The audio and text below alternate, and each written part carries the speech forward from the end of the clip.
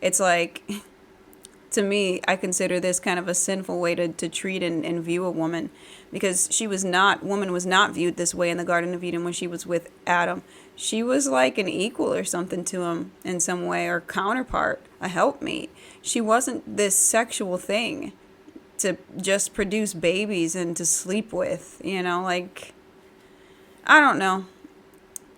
Women just weren't that. Whatever these men and at this point are treating women like, out in the fallen world, it's just not the real purpose of a woman. It's just not. Yeah, we're meant to reproduce and all of that, but it's just really abused by men. And I just refuse, based on how God had presented Adam and Eve in the Garden of Eden, I refuse to believe that this version that men are doing in the book of Genesis outside of that is the real purpose of a woman. But considering that these men are doing this, I mean, they're not, he's like, get with your brother's wife so that she's just not like widowed and, out on the street and don't have anyone to look after her, take care of her, because women don't have any power. They don't. So they're just almost like property or something.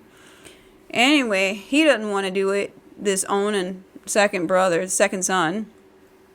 He don't want to do it, so I guess he's sleeping with her, and then, for lack of a better way to say it, he's doing the whole pull-out thing, which is, the visuals of this stuff. As I said, I'm not really a fan of, like, sexual immorality and stuff. I just really don't like that stuff. I think it's just one of the grossest things in life. It's just people being irresponsible sexually and just being really lusty and just, ew. I just don't like that stuff. It's disgusting.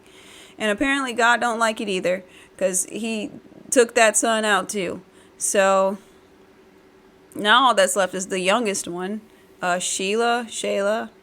And so the father, Judah's scared now. He's like, oh, 2 of my sons got took out. And it almost looks like he's blaming the woman as opposed to his sons just not being men of God. Crazy how that happens. Because it's not the woman's fault at all. She's not doing anything. So it almost seems like he's putting the blame on her anyway.